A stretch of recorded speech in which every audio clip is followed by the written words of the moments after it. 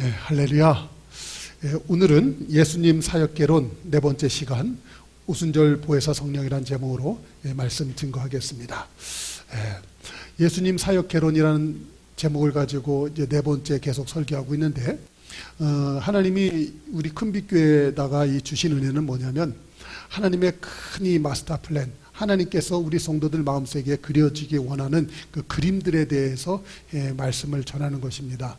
여러분, 어떤 일을 할 때 전체적인 개념, 개관, 그리고 이게 어떻게 돼가고 어떤 방법, 어떠한 루트, 어떠한 기능을 하는 것을 또 건물이 지어지고 그 그림이 그려지고 그것이 만들어지는지를 알면 아무리 어린애고 아무리 처음인 사람이랄지라도 대충 쫓아갈 수가 있어요. 네.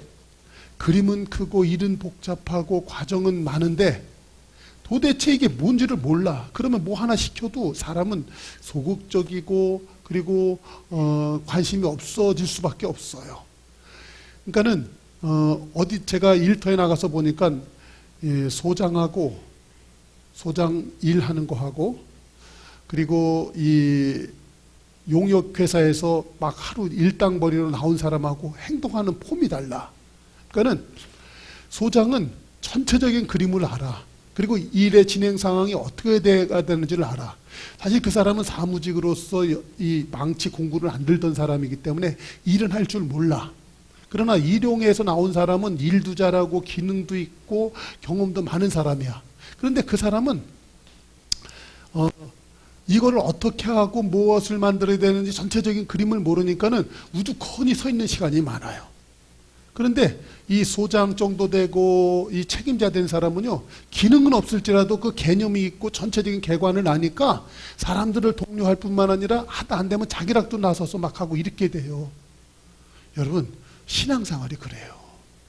하나님의 마음을 알고 하나님의 그림을 알고 하나님의 큰 마스터 플랜을 알면, 비록 내가 초신자고 내가 생각하는 것이 좀 어린아이 같은 그런 삶이 있다 할지라도 하나님의 그림이 내 속안에 탁 들어오면, 아하, 지금부터 내가 어떻게 해야 되겠구나.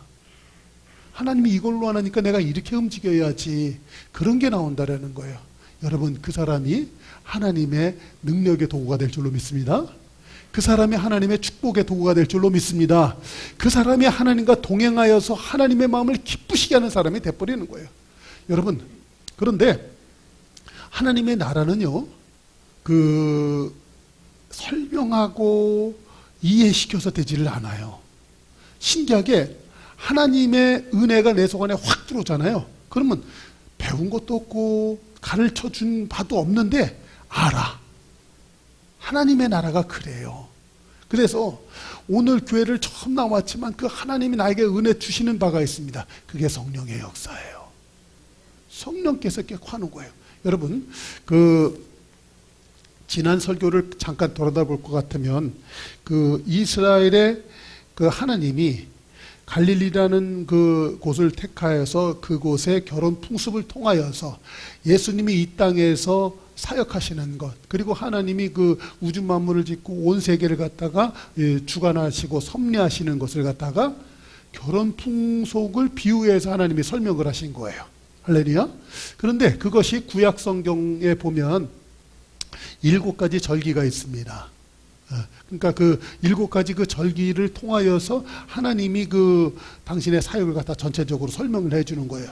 근데 그게 예수님이 결혼 풍속을 통하여서 당신을 사역한 거하고 너무나 딱 맞아 떨어지는 거예요. 그렇죠? 네. 그런 가운데 예수님이 초림 예수로 오셔서 우리를 갖다 택하시고 우리에게 지창금 주시면서 다시 오겠다 하는 약속의 말씀 주고 떠났잖아요. 그것이 지창금 준 사건이 뭐예요? 유월절 사건이죠. 그래서 그 유월절 사건을 갖다가 기억하면서 성도들은 이 무교절을 지내죠. 무교절을 지내다가 예수님이 초실절, 부활의 첫 열매가 되는 거예요. 첫 열매가 되는 거죠. 그 첫 열매가 된다는 것은 이런 것이죠. 나에게 지창금 주시고 나의 영원한 신랑이 대주시겠다고 약속하신 그분이 얼마나 멋지고 얼마나 능력 있는 분인가를 갖다가 깨닫게 해주신 것이 초실절 사건이에요. 초실절 사건. 그게 부활절하고 연결이 되는 거거든요. 근데 이런 것이죠. 그 예수님이 나한테 그 청혼을 할 때 지참금을 주잖아요. 지참금을 줄 적에 지난 설교를 다시 한번 돌아보는 거예요. 그 엄청난 지참금을 받은 거예요. 그 지참금이란 신랑의 그 모든 생명을 나한테 주어서 나를 갖다 당신 것으로 삼으신 거예요. 그래서 여러분, 여자나 그리고 직장인이나 어떤 사람들 간에 사장이 나를 갖다가 인정을 해주고 나한테 월급을 많이 주면 그 직원은요, 신이 나서 일을 하는 거예요. 아내도 마찬가지입니다. 남편이 아내에게 월급 타갖고 돈 다 갖다 주고, 돈을 갖다 주는데 엄청 많이 갖다 주고, 그리고서 막 사랑해주고 격려해주고 그러면 그 여자는 신나서 사는 거예요. 여러분, 성도가 예수님한테 그런 사랑과 은혜를 받은 성도인 줄로 믿습니다. 그래서 그 속 안에 성도들이요, 이 지참금 받는 날, 예수님이 나를 속죄해 주신 거예요. 대속해 주신 거예요. 구원해 주신 날이에요. 그럴 때 내 속 안에 이 자존감이 쫙 올라가는 거예요. 할렐루야. 전에는 그와 동시에 내 친정이 사실은 좀 가난했어. 내 친정이 때로는 세상적으로는 남들이 보면 돈도 많고 잘 사는 것 같은데 이 정신적으로 그리고 환경적으로 부모님 사이가 안 좋아서 티격태격하는 가운데 우리 집안이 남들 보긴 좋았을지 몰라도 내 집안이 난 사실 별로 마음에 안 들었어. 그런 것도 있을 수 있잖아요. 그런데 어느 날 이 내 영혼의 신랑 되신 그분이 나를 탁 찾아오셔서 지참금을 주면서 이제는 너는 더 이상 너희 친정의 사람이 아니라 나한테 시집을 왔기 때문에 너는 나의 아내고 너는 내 것이다 라고 하는 것이 그 신부 마음속에 탁 새겨진 거야. 할렐루야. 그러니까 그날서부터 이 신부가 소속감이 있는 거야. 소속감. 아, 내 남편이 진짜 좋아. 초실절 예수는 부활하심으로 말미암아 사망 것을 깨트리고 인류의 그 가장 큰 문제를 갖다가 해결하실 수 있는 분. 여러분, 세상에 아무리 시집을 잘 가도요, 인류 모든 문제를 갖다 가장 근본적으로 더 해결할 수 있는 능력을 가진 신랑이 있다. 그런 신랑한테 시집 갔으면 그 사람은 대박난 거예요. 여러분, 저와 여러분이 그런 예수님의 신부가 된 것 믿으시기를 바랍니다. 할렐루야. 그래서 이 유월절과 무교절과 초실절을 통과하면서 이 신부에게는 이 엄청난 자긍심이 생겼고, 그리고 대단한 소속감을 갖게 된 거예요. 그래서 그 사람이 아주 건강한 사람이 된 거야. 할렐루야. 그런데 문제는 뭐냐면 이 신랑 대신 예수가 승천해가지고 하늘나라에 가서 그 신부와 영원히 살 집을 갖다 만들고 계신 거야. 지금 신랑은 지금 우리와 함께 있지를 않고 천국에 가 계셔. 나는 지금 어디 있어요? 이 땅에 있어. 그러다 보니까 이 신부가 신랑이 보이지가 않고 만날 수가 없으니까는 늘 혼자 돼 있는 것 같은 고독감과 외로움 속에 살 수밖에 없어요. 그렇죠? 그런 가운데 신랑 대신 예수가 떠나시면서 우리한테 어떤 거냐면 내가 너를 갖다 고아와 가부처럼 버려두지 않고 내가 너와 함께 있겠다라는 거예요. 여러분, 그래서 이 땅을 살아가는 그 하나님의 그 신부된 성도는 꼭 뭐가 필요하냐면 예수님이 나와 함께 있다라는 그 믿음이 필요한 거예요. 비록 거리상으로는 떨어져 있지만 그분은 나와 함께 있다라는 거. 이 믿음이 필요한 거예요. 근데 그 믿음을 주시기 위해서 예수님께서 어떤 거를 했냐면 오늘 요한복음 14장 16절에 있는 말씀처럼 뭐냐면 내가 또 다른 보혜사를 너에게 주사. 그죠? 또 다른 보혜사를 주신다는 거예요. 이 보혜사. 그래서 이 보혜사로 말미암아 이 신부된 성도가 그때 이 초실절 예수, 무교절 예수, 유월절 예수가 나에게 행한 일들이 생각나게 하고 기억나게 해서 결코 그 신부가 외롭고 쓸쓸하지 아니하도록 고독감과 세상 속에서 휘몰아치는 삶을 살아지지 아니하도록 신랑 대신 예수는 우리 신부된 성도들을 갖다 보호하시고 함께하는 줄로 믿습니다. 할렐루야. 여러분, 그래서요 이 성도가 이 땅에 있을 때 예수님을 다시 만나는 그날 그 대속제일과 그리고 이 장막절, 그러니까 나팔절과 대속제일과 그리고 장막절에 가서 예수님을 만날 텐데 진짜로 다 우리가 그때 예수님을 만날 거예요. 그때까지 우리 성도들이 이 보혜사 성령님의 일이 어떻게 되는 건지 그거를 정확히 알 때 보혜사 성령님은 이렇게 되어 있습니다. 설교 결론적으로 말하면 이래요. 조금 이 중간을 한번 치고 들어갈게요. 그 유대 역사를 볼 것 같으면 맨 처음에 하나님이 그 율법을 이스라엘 백성들에게 주셨어요. 그렇죠? 예. 그래서 그 율법에 의해서 성막을 갖다 질 것을 명령하셨어요. 그래서 성도들이 이 성막에서 살다가 가나안 땅에 들어갑니다. 가나안 땅에 들어가서 솔로몬을 통하여서 성전을 짓죠. 성전. 근데 그래서 성도들은요, 유대인 그 구약의 백성들은 성전 중심의 신앙생활을 했어요. 그런데 이 솔로몬이라는 사람이 그 하나님을 믿고 의지하는 것보다 그가 정치적으로다가 정략적으로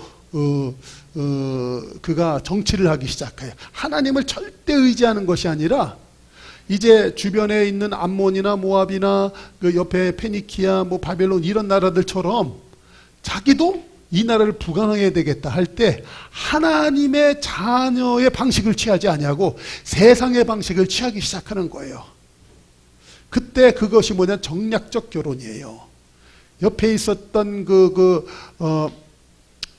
이세벨을 갖다가 결혼하면서 그 나라의 신을 데리고 오고, 또 옆에 암몬이란 나라의 그 신부를 갖다 데리고 오면서 그 암몬의 신을 데리고 오고, 하다못해 바벨론에 있는 사람을 갖다 신부로 삼으면서 거기에 그 신을 갖다 데리고 오고, 그랬고 이 성전 안에 우상이 가득하게 하는 이런 우를 범하게 돼요. 누가요? 솔로몬이. 그래서 그 바람에 그 나라가 깨어지면서, 그래서 끊임없이 선지자들 하나님 보내서 그러면 안 된다 그러고 계속 그 말씀을 하시는데도 끝까지 말들을 안 들어요, 사람들이. 그래서 결국은 이 성전이 파괴가 돼요. 파괴가 돼. 그게 예수님 오시고 난 다음에 60년 지난 다음에 제 1차 그 유대 전쟁이라는 것이 있습니다. 다음에 한번 이거 공부하도록 할게요. 이 전쟁 때에 그 로마의 장군이 와가지고 이 성전을 갖다가 파괴시켜요. 그리고선 그 유대 나라가 완전히 멸망을 당하게 돼요. 그 이후로다가 이스라엘 나라가 떠돌게 되는 거예요. 그래서 유대인들이 옛날에 이 성전을 그리워하면서 뭐를 짓게 되냐면 회당을 짓게 됩니다. 회당. 그래서 성전은 없어지니까 이때 받았던 율법 말씀을 여기서 공부를 하는 거예요. 공부. 그래서 성전 중심에서 다시 이 사람네들이요, 뭐냐면 이 말씀 중심으로 이렇게 신앙생활을 하기 시작해요. 다시 말씀으로 돌아와서. 그러다가 이 예수님께서 보혜사 성령님을 주심으로 말미암아 이제 여기 따라다니고 저기 따라다니고 회당 쫓아다니는 것이 아니라 내 마음속에 내가 너희와 함께 하겠다. 그래서 그 심령 성전을 하나님이 만들어 주시는 거예요. 그래서 성도들 마음속에 심령의 성전이 생기기 시작한 거예요. 할렐루야. 그래서 예수님께서 이러는 거예요. 그때 너희가 내 안에, 내가 너희 안에 있는 것은 너가 알게 될 것이다. 그래서 신부된 성도들이요, 전에는 이 성전 중심으로 생활할 때 이때는 뭐 보이는 게 있었잖아요. 예물을 드리며 하나님 앞에 바쳐지는 것을 깨달았잖아요. 그랬는데 예수님이 보혜사 성령님을 주시고 난 다음부터는 성도들이 구만리장천에 계신 신랑 예수여 하는 것이 아니라 그 신랑 대신 예수님이 항상 어디에서? 내 심령 가운데서 나와 함께 하는 것을 깨닫게 되는 줄로 믿습니다. 아멘. 자, 그래서 이 예수님이 이 내 마음속에 들어와 계신 거예요. 그래서 그 보혜사 성령님께서 초실절과 무교절과 유월절 예수를 통하여서 나의 신랑이 얼마나 훌륭하고 얼마나 대단하고 얼마나 멋있는 분인가를 날마다 깨닫도록 하나님이 역사하시는 거예요. 아멘. 자, 근데 오늘 제 설교에는 이런 부분이 있어요. 뭐냐면 진짜 우리가 신앙생활 할 때 그 내 마음속에 보혜사 성령으로 와 계신 그 하나님을 내가 늘 만나고 교통하고 그분과 동행하고 그분으로 인하여서 살아가는 삶이 있는데 삶이 있는데 성도들이 영적으로 무뎌지잖아요. 무뎌지면 이걸 까먹어요. 그래서 사람들이 그 신앙생활을 할 때 이런 것이 있어요. 내 속 안에 들어와 있는 그 예수님을 갖다가 깨워. 내 속 안에 들어와 계신 그 분을 갖다가 찾는 방법이 있어. 깨우고 찾는 방법을 갖다가 하는데 이것을 갖다가 똑바로 알아야 내 영혼의 신랑 되신 예수님, 왜 그것이 중요하냐면 그분은 어떤 분이면 인격적인 분이세요. 인격적이야. 내가 요청하고 내가 바라지 않으면 그분이 신부야 나와 함께 하자 이런 소리를 안 하세요. 그분은 나의 의지를 매우 존중을 하세요. 내가 소망하고 바랄 때 그분이 역사를 하세요. 아셨어요? 그런데 이것을 갖다가 그 일반적인 그 세상의 종교 있죠. 일반적인 세상 종교 방식으로 성도들이 그 예수님을 갖다가 찾는다라는 거예요. 지금 제가 설교하고 싶은 것은 절대 그러면 안 된다라는 거예요. 근데 제가 이 설교를 왜 하려고 하냐면 우리 교회가 순복음 교회잖아요. 순복음 교회가 그 조윤기 목사님을 중심으로 해서 불같이 일어나서 세계적인 역사를 일으켰어요. 그런데 거기에 매우 종교적이고 세상적인 방법이 동원이 되어서 성도들을 갖다가 그냥 눈이 휘둥그러지게 만드는, 어떻게 보면 목회학적으로 보면 천재가 나타나신 거예요. 그 조윤기 목사님이 잘하셨어요. 그런데 이제 제가 후배되고 그리고 목회의 길을 쫓는 입장에서 성경을 연구하고 해보니까 그분이 하신 방법이 탁월하고 훌륭하셨지만 그 안에 우리가 꼭 알고 짚고 넘어가야 될 이교도적인 것들이 굉장히 있었더라. 그걸 아셔야 돼. 그리고 내가 조금 더 나가서 보면 그렇기 때문에 그 토대가 그 여의도 순복음교회의 그 부흥의 역사였는데 그 속 안에는 뭐냐면 사람들이 그러니까 신앙은 그 신부된 성도는 신랑된 예수가 눈에 보이지 않으니까 그 분이 나한테 행하신 일들을 갖다 기억하면서 그분의 관계를 갖다가 믿는 믿음이 필요하잖아요. 근데 이 순복음교회에서는 뭐를 잘했냐면 그 믿음을 형상화해서 보이게, 그리고 그 내가 갖고 있는 믿음의 실체인 그 예수가 이런 분이야 라는 것을 갖다 느끼도록 하는 그 어떠한 퍼포먼스들이 있었던 거예요. 그것들이 있었다는 거예요. 근데 그게 매우 이교도적이고 그리고 하나님 보실 때는 때로는 악한 것이 된 거예요. 그러한 요소들이 있었기 때문에 결정적으로 그 교회가 뭐냐면 하나님이 제일 싫어했던 거 있잖아요. 이 성전에 누구죠? 솔로몬을 통해서 여기에 이방 신들을 끌어들였잖아요. 그래서 결국 망했죠. 망하게 했던 결정적인 역할하고 똑같게 그 교회가 WCC라고는 세계 종교 다원주의, 세계 종교 통합. 그래서 그 교회 안에 불교도 들어오고 힌두교도 들어오고 성당도 들어오고 모두 다 들어왔고 다 같이 짬뽕이 됐던 거. 그렇게 만드는 일에 최고 앞장선 교회가 여의도 순복음교회가 돼버렸던 거예요. 안타깝지만 조윤기 목사님이 그 일을 제일 먼저 한 거예요. 누가? 솔로몬이 이 성전에다가 세상 온갖 잡신들을 갖다 다 끌어들인 것처럼 그렇게 됐다는 거예요. 그러니까 봐요. 종교적으로 엄청난 일은 했어요. 그런데 그 속 안에는 성도들을 갖다가 진짜 배기가 뭔지를 모르게 만들어갖고 종교적으로 사람들을 현혹시킨 그 일이 있었다는 거예요. 물론 그 안에는 너무나도 귀하게 성도들을 예수님 믿게 하고 구원받게 하는 일들이 있었던 것을 부인할 수는 없어요. 맞아요. 그러나 제가 지금 드리려고 하는 말씀은 그런 속 안에서 진짜 하나님 앞에서 순결한 신부가 되어서 그 신랑 되신 예수님을 똑바로 믿는 과정 속에서 내가 견지해야 될 그 중요한 신앙의 초점이 무엇이냐, 요거를 얘기하려고 하는 거예요. 아셨죠? 응? 저는 조윤기 목사님이나 여의도 순복음교회를 갖다 부정하거나 시체말로 깔려고 하는 게 아니라 그분은요 이 목회의 천재예요. 목회의 천재. 성도들은 손에 잡히는 게 없고 보이는 게 없으면 믿으려고 하지 않는 부분이 있어요. 그렇기 때문에 강력하게 종교적 퍼포먼스를 통해서 성도들을 갖다 휘어잡은 건 사실이에요. 그런데 그 속 안에 정말로 견지해야 될 것을 갖다가 가리고 종교적 퍼포먼스가 있었기 때문에 결론적으로 WCC 이 종교다원주의 그리고 하나님의 나라를 갖다 무너뜨리는 역할을 최고 먼저 하는 교회가 돼버렸다는 거예요. 우리 성도들도 괜히 신앙생활할 때 진짜 견제해야 될 것을 잘 알지 못할 때 맨날 축복 그리고 뭐 성공 뭐 이런 거 쫓아다니다가 결국은 신앙을 못 갖는 것, 그 얘기를 지금 드리려고 하는 거예요. 그게 뭐냐면 오늘 여기에 보면 이 가짜 성령 충만이라는 그 제목을 달았잖아요. 이 여의도 순복음교회로 표현했는데 거기서 기도할 때 보면요 진짜로다가 막 그냥 성령으로 뜨거워져서 막 그냥 내 마음속에 막 불이 막 들어오는 것 같은 그런 느낌이 있잖아요. 막 그냥 불러 이러면.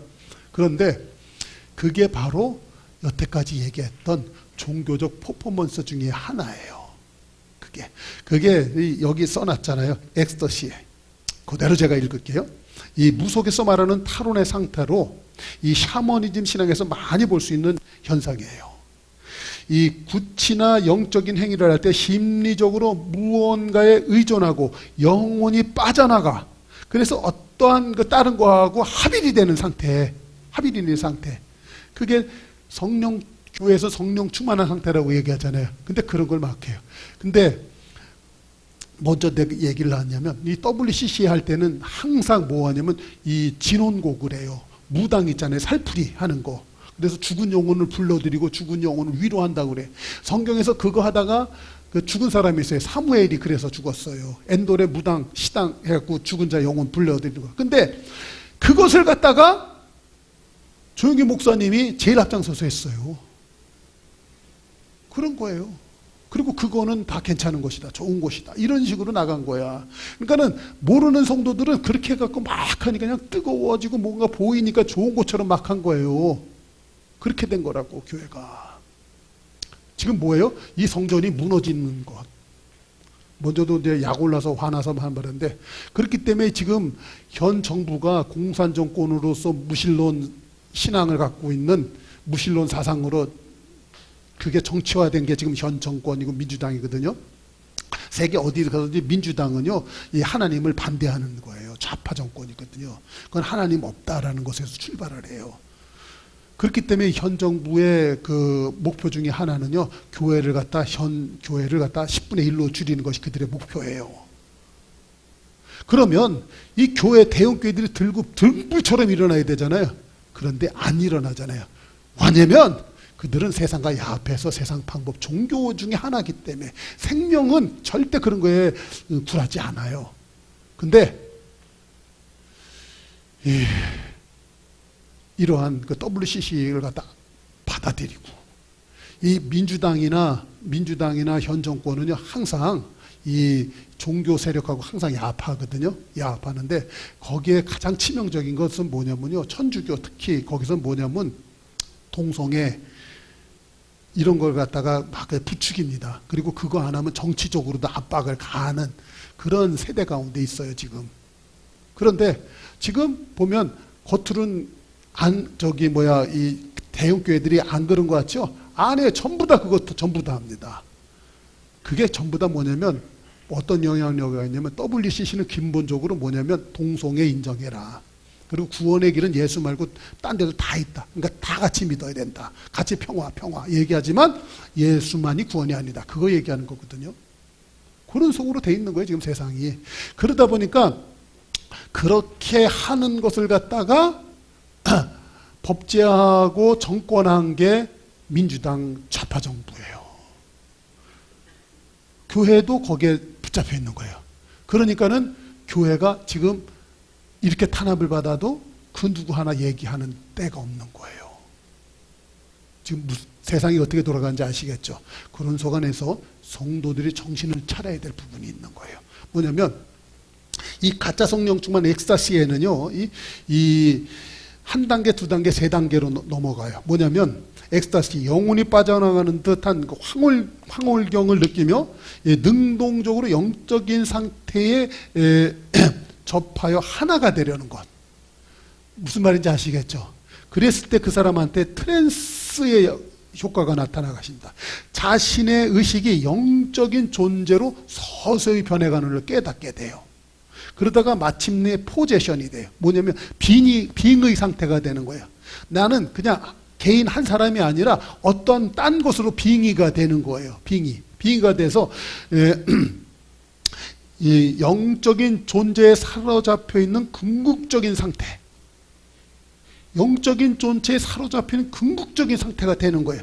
그것이 성령이다 라고 표현하는데, 그 사람들 하는 행동들이 다 뭐냐면 일반 종교 있잖아요. 특히 힌두교에서 이거를 합니다. 그래갖고 사람들이 빙의 상태로 빠져가지고 초월적인 어떤 존재와 교류를 한다고 생각하고 자기가 초월적인 존재가 된다고 생각을 해요.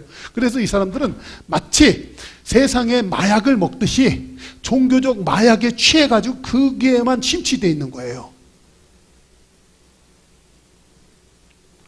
세상에서 마약 뽕쟁이가 되면 그 사람은 망했다고 할 것인데, 종교쟁이가 돼가지고 어떤 빙의의 상태, 이게 포제션 상태거든요. 엑스타시를 통해서 트랜지션 돼가지고 포제션이 되는 거예요. 그래서 완전 빙의 상태가 되고, 그렇게 되면 좋은 거예요. 그래서 교회의 사람들이 수십 명, 수백 명이 모여서 막 이런다 할지라도 그 사람들이요, 다 어떤 상태예요?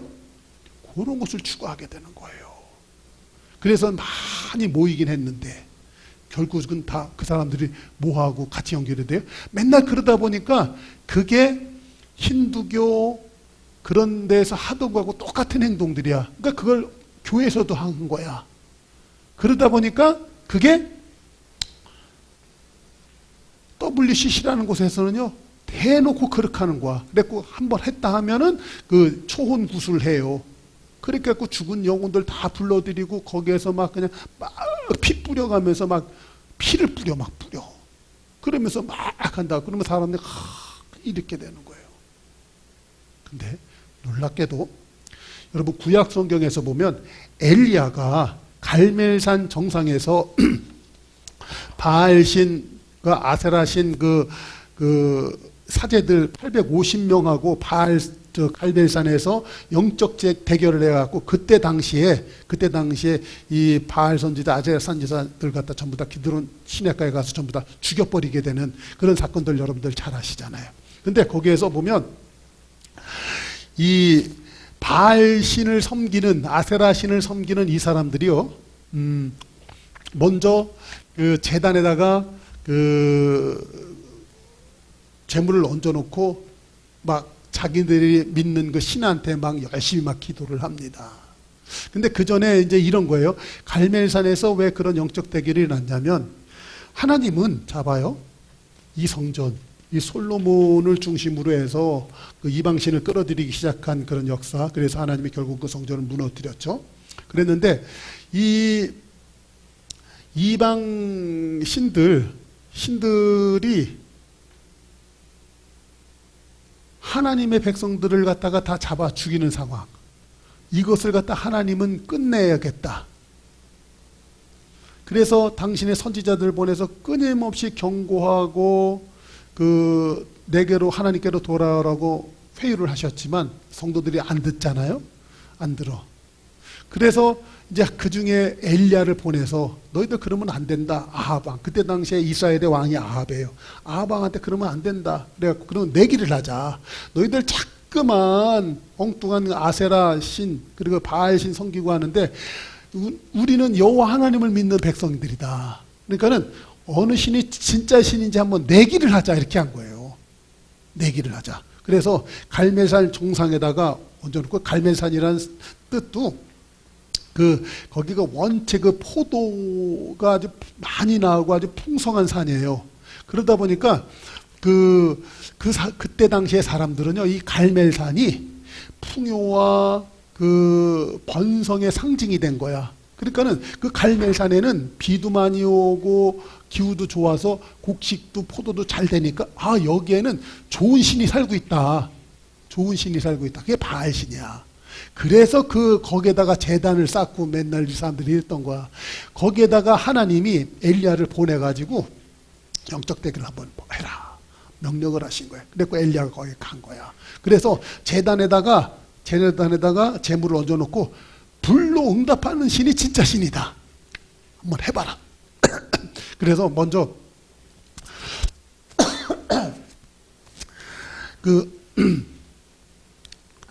바알신 아세라신 섬기는 사제들한테 매갖고 먼저 너희들 먼저 한번 해봐라.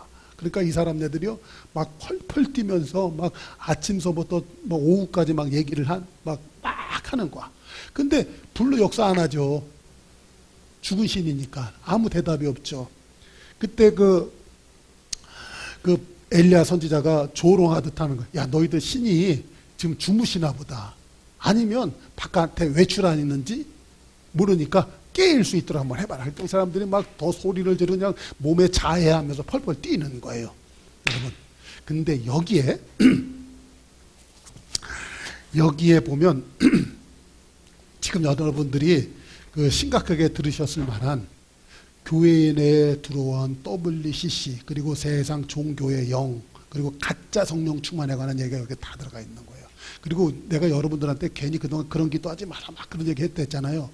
그런 것들이 이 요소 안에 다 들어가 있는 거예요. 보면 잡아요.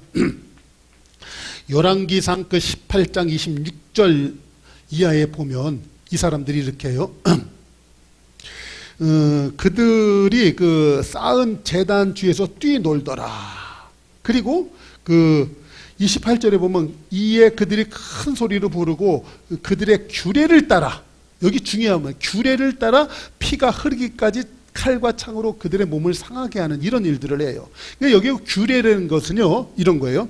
이방인들이 기도하는 어떤 매뉴얼이 있어요. 기도하는 방식이 있다라는 거예요. 그것은 뭐냐면 재물을 드리고 자기들이 섬기는 신한테 간청을 합니다. 막 간청을 해요. 그런데 여기서 보면 이 본문의 성경 말씀이 처음에는 뛰노어라 그랬잖아요. 그런데 규례를 따라서 큰 소리로 막 치다가 피가 흐르기까지 칼과 창으로 그들의 몸을 갖다가 상하게 해요. 뭐냐면 막 재물을 드리고 간청을 해요. 소리를 많이 질렀는데 대답이 없잖아. 그러니까 자기의 신들 앞에서 자해를 함으로써 신을 협박을 해요. 여러분, 세상에 어떤 천지, 어떤 신이 인간에게 협박을 당하겠습니까? 근데 이 사람들이 협박을 해요. 근데 여기에는 이런 요소가 있어요. 사람이 자기의 살을 갖다가 이렇게 자해할 때 흥분과 쾌감이 있어요. 요새 청소년들이 자해하잖아요. 막 허벅지 굽고 막 살 피가 하잖아요. 그때 피가 나올 때 쾌감이 있다래. 흥분되는 요소가 있다라는 거예요. 이방인의 제사 기도에는 이런 요소들이 들어가요. 그런데 이 사람네들이 그렇게 갖고 협박을 해요. 근데 대답이 없잖아요. 이때 너무나 있어요. 열왕기상 18장 27절에 보면 정오에 이르러 엘리야가 그들을 조롱하여 이르되 큰 소리로 부라. 그는 신인즉 묵상하고 있는지 혹은 그가 잠깐 나갔는지 혹은 그가 길을 행하는지 혹 그가 잠이 들어서 깨워야 할 것인지 하매 엘리야가 조롱하기 시작하는 거예요. 그러니까 이 사람들이 더 소리를 지르는 거죠. 여러분, 이것을 갖다가 예수님이 이 땅에 오셔서 이렇게 말씀을 하시는 거예요. 여러분, 마태복음 6장 6절 7절 이하에 이렇게 말해요. 7절로 한번 볼게요. 기도할 때 이방인같이 중언부언하지 말라. 그들은 말을 많이 하여야 들으실 줄 생각하느니라. 이방인같이 중언부언하지 마라. 지금 이 엘리야가 내기했을 때 그 바알신 사제와 아세라신 사제들이 말을 많이 하면서 자기 몸을 자해하면서 공중공중 뛰고 소리를 많이 질렀죠.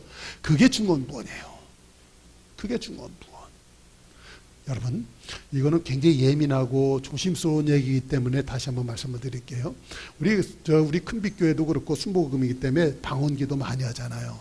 방언기도 할 때 우리는 의미 없이 알지 못하는 말을 끊임없이 막 외쳐대잖아요.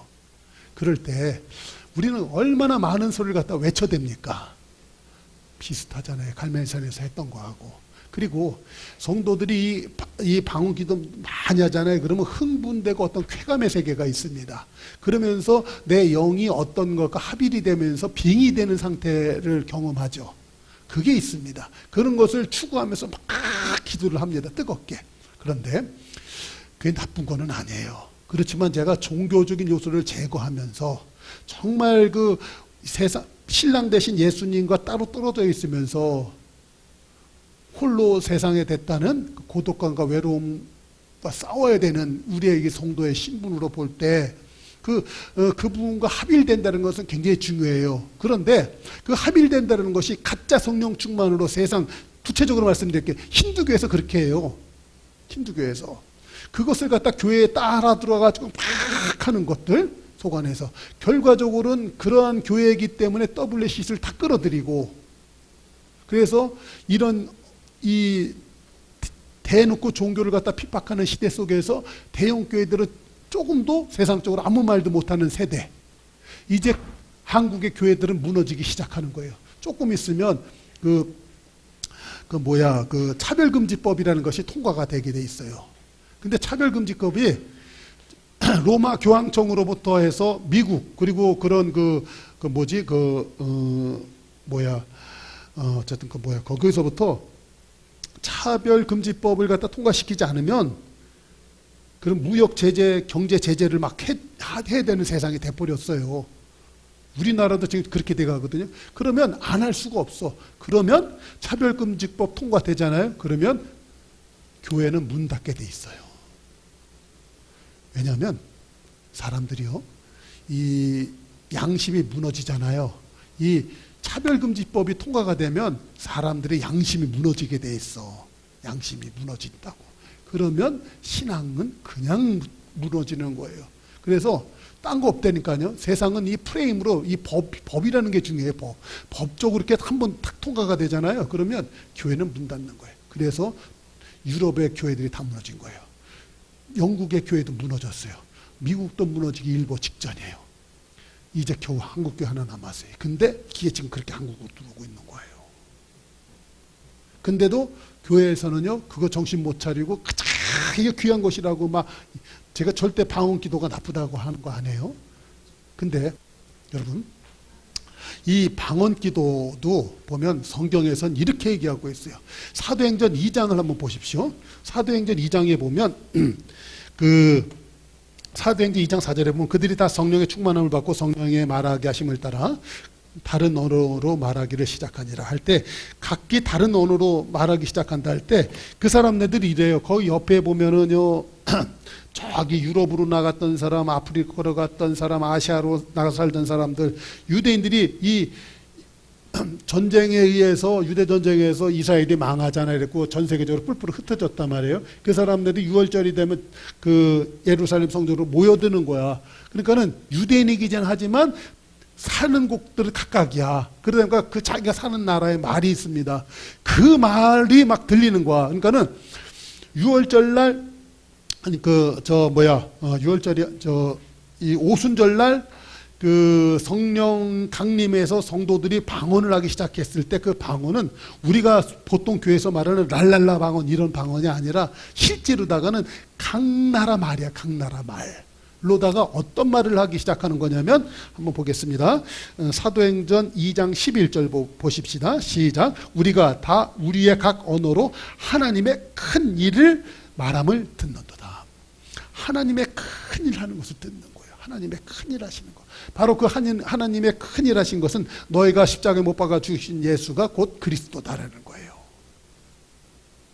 너희가 알지 못하여서 십자가에 매단 그 예수가 그리스도다. 그 예수가 너희의 영혼의 신랑이 되고 그 예수가 승천하여서 너희들의 영혼이 살 집을 지금 건설하고 있다. 이런 이 성경의 얘기들을 갖다가 사람들이 방언이라는 것을 통하여서 막 말을 하는 거예요. 그게 성경에서 말하는 진정한 방언이었던 거예요. 그런데 오늘날 교회에서는요, 힌두교, 구체적으로 말하잖아요, 제가. 힌두교에서 하는 그 종교적 행위를 갖다 교회에 끌어들여 가지고 막 랄랄라 방언 막 하는 거. 그런데 그게 나쁜 거는 아니에요. 종교적이에요. 사람에게는 종교성이 다 있어요. 그러한 그 랄랄라 뭐 이런 것을 통하여서 막 할 때 하나님의 영과 빙의되는 것이 없는 게 아니에요. 그렇죠? 그러나 그것을 갖다가 교회에서는 대인방언이다, 대신방언이다, 그렇게 해서 얘기를 했죠. 저는 이게 너무나 예민한 부분이기 때문에 여기까지는 다루지 않겠어요. 그러나 성경에서 애초에 얘기했던 그 방언은 대인방언이에요. 우리가 말하는 건 랄랄라 방언은 대신방언이라고 얘기하잖아요. 그런데 성경에서는 대인방언을 얘기하고 있어요. 우리가 각 나라의 말로다가 하나님의 큰일 행하심을 듣는도다. 성경에 그렇게 돼 있죠. 그래서 여러분, 제가 여러분들한테 늘 말씀드리는 거예요. 기도, 쓸데없는 기도하지 마십시오. 말씀을 따라 기도하는 것을 훈련하십시오. 말씀을 묵상하고 그 말씀이 하나님이 나에게 주시는 것을 갖다 하나님 앞에서 암송하는 것이 기도입니다 라고 제가 여러분들에게 가르쳤던 거예요. 이제 아멘이 되시나요? 그럴 때 여러분, 그러면 우리 성도들이 이제 말씀의 그 결론 쪽으로 한번 돌아가겠습니다.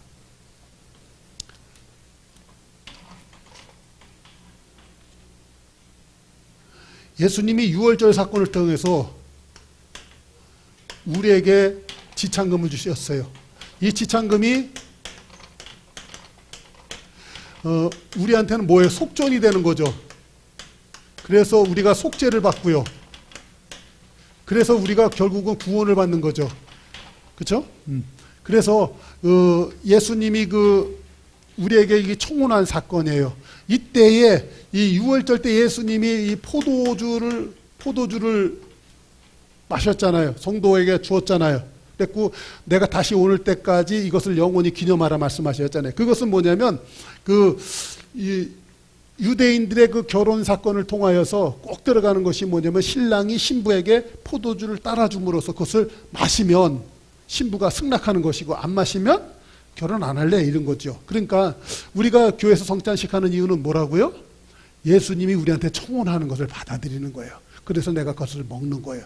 그리고 보면은 예수님이 그렇게 얘기하죠. 내가 하나님의 나라로 이 땅이 다시 새롭게 되는 날까지 내가 포도에서 나온 열매를 절대 먹지 않는다.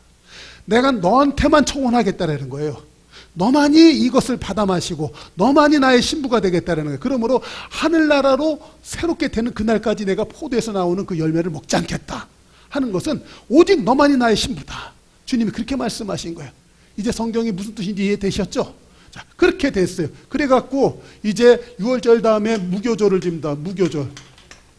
무교절은 지나는 거는 이 초실절된 예수님 때까지, 초실절 때까지 성도들이요 누룩이 없는 떡을 먹으면서 유월절 대신 그 예수님을 갖다 생각하는 거예요. 그러니까 이 초실절이라는 것은 이렇듯 지창금 주신 예수님이요 이 세상의 모든 나쁜 악한 권세를 갖다 쳐부시고 내 신부를 내가 완전히 쟁취했구나를 갖다 보여주는 사건이 초실절 사건이에요. 그래서 이 초실절 사건을 본 신부는 와, 내 영혼의 신랑 되신 예수님은 이 세상에서 최고로 훌륭하신 분. 애들 말로서 예수님 짱! 이게 바로 이 초실절 사건이에요. 할렐루야. 이게 유월절, 무교절, 초실절, 이게 성경에서는 이렇게 해석이 되는 거예요. 그럴 적에 이렇게 오셨던 예수님이 중요한 것은 떠나잖아요. 떠나.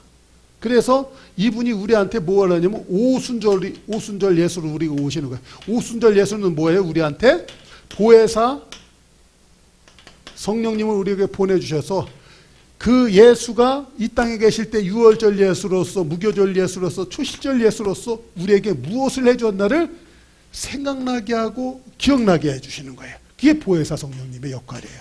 자, 그러면 이때 이것을 잘 보세요. 이럴 때 보혜사 성령님이 지금 구만리장천 멀리 계신 것이 아니라 내 심령을 성전 삼고 어디 와 계세요? 여기 와 계시죠. 할렐루야. 그러면 그분이 내 속 안에 계신 것을 믿으면서 나는 뭐를 갖다 주장할 수 있냐면 이 보혜사 성령님이 이분의 하신 일들을 다 증거한다 그랬잖아요. 할렐루야. 그러면서 이 유월절 사건을 통하여서 신랑 대신 예수님이 나한테 지창금을 주시면서 하신 얘기들 있잖아요. 너는 내 것이야. 그리고 너는 이 세상에서 천한 여자가 아니라 가장 나의 귀한 신부야. 그래서 우리의 자존심, 자긍심, 소속감을 드높였잖아요. 그렇죠? 그럴 때 뭐냐면 그 신랑 대신 예수님이 내 마음속에 뭐를 심어줬냐면, 따라합시다. 언약. 따라합시다. 시작. 언약. 아셨어요? 언약을 갖다가 기억하는 게 중요한 거예요. 아셨어요? 내가 뭐 빙의해서 내가 예수 된다 뭐 막 이런 게 중요한 게 아니라 내 머릿속에는 신랑 대신 예수님이 나한테 언약을 주신, 언약하신 사건들이 있어요. 예수님, 신랑과 둘이서만이 언약을 맺은 것이 있어요. 새끼손가락 걸고 약속한 것들이 있어요. 그것은 오직 연인 사이에만 둘이서만 하는 거예요. 부부만이 하는 거예요. 다른 사람은 몰라. 나만이 하는 거야. 그럴 때 그 여자는 그 남자를 기다리잖아요. 할렐루야?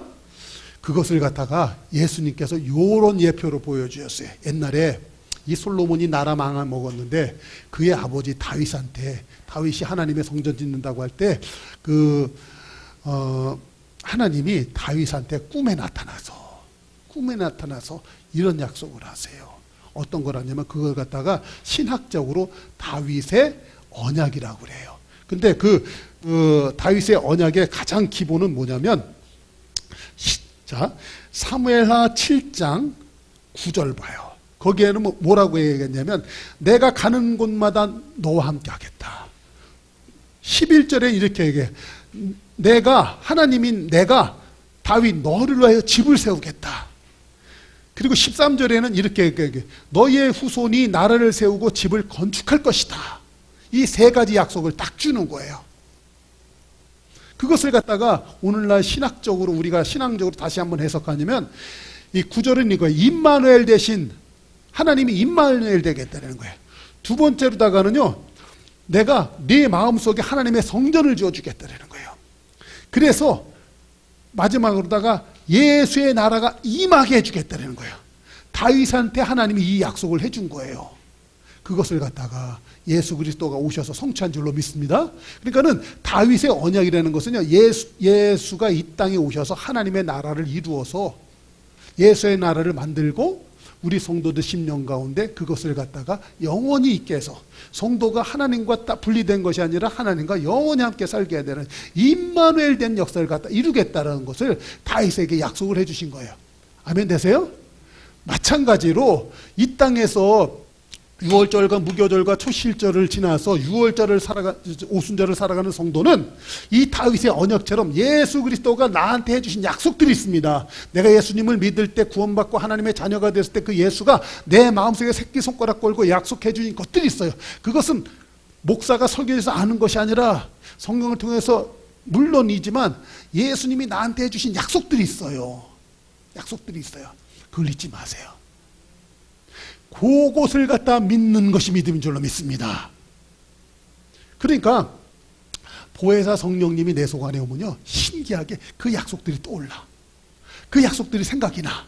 할렐루야. 근데 그 약속들을 갖다가 내가 이 땅에서 또 이루면서 살아야 되잖아요. 그것을 방법을 하나님이 가르쳐 주신 줄로 믿습니다. 이게 보혜사 성령님의 역할이에요. 그러니까 다시 말씀드리지만, 물론 방언 기도하면서 막 하는 거 귀해요. 그렇지만 그거보다 더 귀한 게 있어요. 뭐냐면 보혜사 성령님이로 말미암아 그 신랑 대신 예수가 나한테 주셨던 약속, 마치 누구처럼요? 다윗의 언약처럼 예수님이 나한테 주신 약속들이 있어요. 그것을 까먹지 않는 은혜가 있기를 주의 이름으로 축원합니다. 할렐루야. 그래서 여러분 보세요. 믿음의 조상 아브라함은 이런 거예요. 아브라함에게도 하나님이 약속하신 사건들이 있었어요. 약속을 한단 말이야. 그것을 갖다가 아브라함도 히브리서 6장 15절 한번 볼까요? 같이 있습니다. 시작. 그가 이와 같이 오래 참아 약속을 받았느니라. 그러므로 여러분, 신부된 성도들은요, 이 땅을 살아갈 때 뭐가 귀해요? 그 약속의 말씀 믿는 것이 가장 귀한 것이에요. 할렐루야. 그럴 때, 자, 다시 한번 말씀을 정리할게요. 예수님하고 나하고는요, 신랑과 신부의 사이야. 그쵸? 신랑과 신부의 사이이기 때문에, 자, 이거, 절 봐보세요. 신랑과 신부는 관계가 있잖아요. 약속도 있잖아요. 그렇기 때문에, 막 해달라고 애쓰고 졸라서 되는 게 아니에요. 그쵸? 협박하고 말을 많이 해서 되는 게 아니에요. 관계이기 때문에 약속하면 된 거예요. 말을 믿고 그냥 살면 되는 거예요. 그냥 그 신랑이 다 알아서 해주는 거예요. 그렇죠? 그게 믿음이잖아요. 근데 우리는 방언이라고 하는 방언 기도가 매우 귀한 거예요. 그렇지만 잘못 알면 안 돼요. 이방인처럼 그 갈멜산에서 했던 그 바알신 아세라신 사제들처럼 하나님 앞에서 그렇게 기도하는 것이 우리에게 있어요, 없어요? 말을 많이 해야 그분이 들어줄 것처럼 생각해요, 안 해요? 그래서 기도를 물론 많이 하는 건 귀하지만 내 인간의 공로와 열심으로 그분 앞에 심지어는 협박하는 기도도 있어요. 보호자를 흔드는 기도라고 그래갖고 그분이 들어주실 때까지 막 기도하는 거예요. 때로는요, 협박을 합니다. 이사야서 이렇게 해요. 그 금식은 흉악의 결박을 풀어주는 것 아니겠느냐. 그래갖고 굶어. 여러분, 흉악의 결박을 풀어준다는 건 내 삶 가운데 어떤 사람은 흉악의 결박으로 묶어놓은 사건이 있어요. 가난한 자들을 압제하고 병든 자를 갖다가 구박하고 하는 못된 사람들이 있어요. 그런 것들을 풀어주는 것이 하나님 앞에 진정한 금식이다라는 거죠. 금식은 흉악의 결박을 풀어준다 해가지고 막 사람들이 그냥 모여서 이 땅에서 빛과 소금 된 역할을 감당하지 아니하고 하나님의 성도로서 건전한 삶을 살 생각은 안 하고 그냥 무슨 문제 무슨 일만 생기면 기도원 이런 데 처박혀서, 죄송해요 표현이 나빠서, 근데 사실이잖아요. 이걸 아셔야 돼요. 처박혀가지고 그냥 하나님 앞에서 굶어. 마치 집에 어린 자식이 엄마 말 안 듣고 하라는 건 안 하고 지방에 처박혀서 그냥 문 걸어 잠고 그냥 밥도 안 먹고 있는 거하고 똑같잖아요. 그러면 부모가 결국은 그 자식 굶어 죽을 거가 그래 안 해도 됐대서 나와 이렇게 하잖아요. 신앙생활 요렇게 하는 경향이 있지 않았던가요? 금식이 나쁘다는 얘기 아니에요. 방언기도가 나쁘다는 얘기 아니에요. 뭐냐면 약속의 말씀을 믿고 그 관계성을 믿음으로 하나님 앞에, 그렇죠? 끝까지 그 약속의 말씀을 믿고 견딜 줄 아는 거, 이게 신앙이 되는 거예요. 절대 제 말 가운데 표현이 강하게 되어서 금식기도 하는 것을 까는 것처럼, 방언기도를 갖다 까는 것처럼 들리지 않았기를 바랍니다. 아셨어요? 그런 속 안에서 내가 견지하고 바른 신앙의 초점이 뭐인가를 정확히 하려는 말씀을 갖다 잘 새겨들을 수 있기를 바라요. 할렐루야. 자, 그럴 때 이제 이 말씀 하나 드리고 마칠게요. 약속이라는 것은요, 자, 창세기 15장에도 보면 이 아브라함이 그 재물을 갖다 배를 반쪽을 갈라놓고선 하나님 앞에 제사를 드려요. 재물을 반을 딱 갈라놓고선. 그래서 하나님이 나한테 주신 언약의 말씀이 진짜입니까? 그것을 확인을 하는 거예요. 그럴 때 그 갈라진 재물 사이로 하나님의 불이 휙 지나가면서, 아하, 내가 너한테 약속했던 거 진짜야. 그걸 확인시켜 주잖아요. 그럴 때 그 재물을 갖다 왜 반을 갈라놔요? 재물을 갈라놓는 이유는, 만약에 하나님이 먼저 아브라함에게 약속을 한 거잖아요. 그러면 하나님이 이런 얘기를 하는 거예요. 만약에 내가 너한테 해준 약속이 만약에 안 될 것 같으면 내가 저 재물처럼 내가 당신이 반으로 쪼개져 잘라 죽겠다라는 거예요. 하나님이 그렇게 하실 수 있어요? 안 되잖아요. 그러니까 다른 말로 말하면 내가 너한테 한 약속은 진짜다라는 거예요. 틀림없이 이루겠다라는 거예요. 할렐루야. 그러면 오늘날 이 유월절과 무교절과 초실절을 통하여서 이제 오순절을 살아가는 성도, 예수님은 안 보이고 손에 잡히는 것도 없고 느껴지는 것도 없죠. 그러나 그 예수님은 보혜사 성령님이 되셔서 당신의 약속을 생각나게 하십니다. 그분의 약속을 갖다 기억나게 하십니다. 그 약속을 성취해낼 때 내 방법을 모를 때 그분은 친히 가르쳐 주시고 방법을 행할 수 있도록 도와주신 줄로 믿습니다. 그 예수님은 나에게 약속하신 하나님이에요. 근데 그 약속하신 것을 갖다 안 이루시겠다? 반드시 이루시겠다. 혹 내가 이것을 갖다 안 이룬 일이 있을 것 같으면 어떻게 하겠다? 이 아브라함이 재물을 반을 쪼갠 것처럼 내가 그렇게 쪼개지겠다 이거예요. 하나님 그렇게 하실 수 없어요. 그렇죠? 그러니까 하나님은 반드시 이루겠다. 그러므로 오늘날 신자들은 예수님의 신랑이 되어서 뭐를 믿어야 되는 거예요? 그분의 약속의 말씀을 믿어야 되는 거예요. 그러므로 성경을 알아야 돼요, 몰라요? 성경을 잘 알아야 돼요. 기도하는 거 매우 귀합니다. 그러나 방언 기도한다고 맨날 그렇게 해갖고요, 힌두교에서 하는 그런 의식 맨날 쫓아야 되면 그게 종교적으로 가는 거예요. 그러다 보니까 교회에 뭐가 다 들어온 거예요. WCC 다 들어오고, 그러다 보니까 세상이 대놓고 교회를 핍박하는 시대 속에서 아무도 그 교회 세상에 그 얘기를 못 하잖아요. 이렇게 된 거예요. 아셨죠? 그러니까 여러분, 예수님이 우리에게 하신 약속들이 있어요. 자,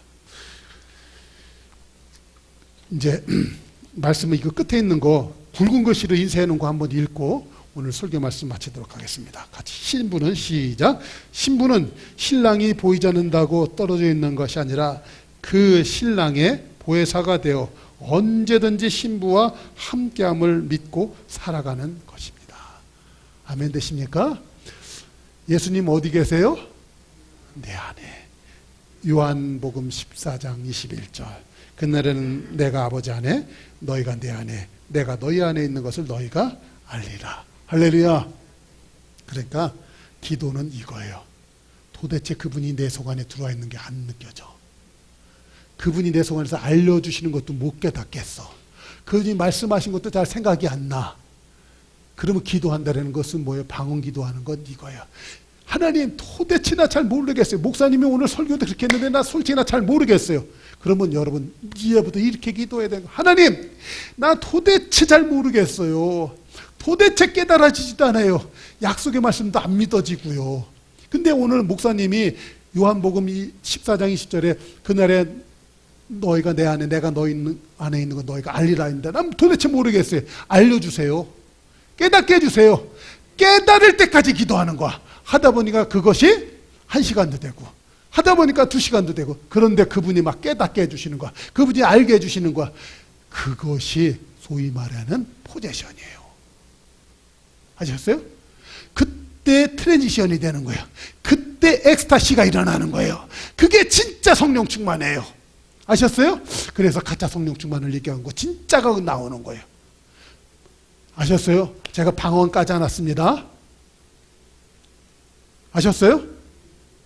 여러분 굉장히 귀한 거예요. 이것을 알고 방언 기도하세요. 이것을 알고 하나님 앞에 간구하세요. 그것이 중언부언하는 거하고는 다른 거예요. 아셨죠? 그 때에 달할 때까지. 그러면 농담같이 얘기합니다. 금요기도회 때 우리가 방언으로 기도해야 되는데 금요기도에 나와야 되겠어요? 말아야 되겠어요? 모아놓고 기도해야 돼요. 설교를 들어서 끝나는 게 아니에요. 그러면 그게 될 때까지 기도할 줄 알아야 돼요. 할렐루야. 올 한 해 우리 성도님들 성령 충만하십시다. 약속의 말씀을 붙잡고 하나님의 마음에 쏙 드는 신부가 되기까지 그 뜻을 알아야 그 신부가 되죠. 우리 한번 그것을 이루는 복된 교회를 한번 만들어 보십시다. 할렐루야. 기도하겠습니다.